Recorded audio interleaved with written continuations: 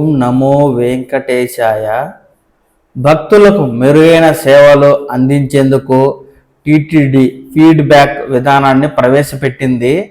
భక్తులు తమ అభిప్రాయాలను వాట్సాప్ ద్వారా సులభంగా తెలియజేసేలా నూతన పద్ధతికి శ్రీకారం చుట్టింది. దీనికోసం తిరుమల, తిరుపతిలోని పలు ముఖ్యమైన ప్రాంతాల్లో QR కోడ్ బోర్డులను ఏర్పాటు చేశారు. భక్తులు తమ మొబైల్తో కోడ్ను స్కాన్ చేస్తే వాట్సాప్లో టీటీడీ అభిప్రాయ సేకరణ పేజీ ఓపెన్ అవుతుంది. అందులోకి ప్రవేశించిన వెంటనే తమ పేరు, విభాగం, అన్నప్రసాదమా, పరిశుభ్రత, కళ్యాణకట్ట, లడ్డూ ప్రసాదమా, లగేజీనా, దర్శన అనుభవం, క్యూ లైన్ మరియు గదులు వంటి ఎంచుకోవాలి. అనంతరం తమ అభిప్రాయాన్ని తెలియజేసేందుకు టెక్స్ట్ లేదా వీడియో ఫార్మాట్ను ఎంచుకోవాలి.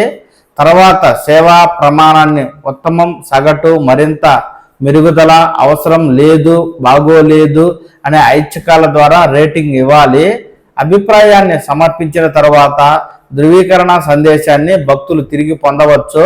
ఈ ఫీడ్బ్యాక్ను టీటీడీ అధికారులు పరిగణలోకి తీసుకుని తగిన చర్యలు తీసుకుంటారు అంటూ మనకు అధికారులు అయితే చెబుతుండగా, వాట్సాప్ ద్వారా శ్రీవారి భక్తుల ఫీడ్బ్యాక్ మెరుగైన సేవల కోసం తిరుమల తిరుపతి దేవస్థానం QR కోడ్ విధానంతో సేవలను మెరుగుపరిచేందుకు కీలక నిర్ణయం తీసుకుని ఈ QR కోడ్ విధానాన్ని ఇప్పటికే అమలులోకి తీసుకుని వచ్చింది.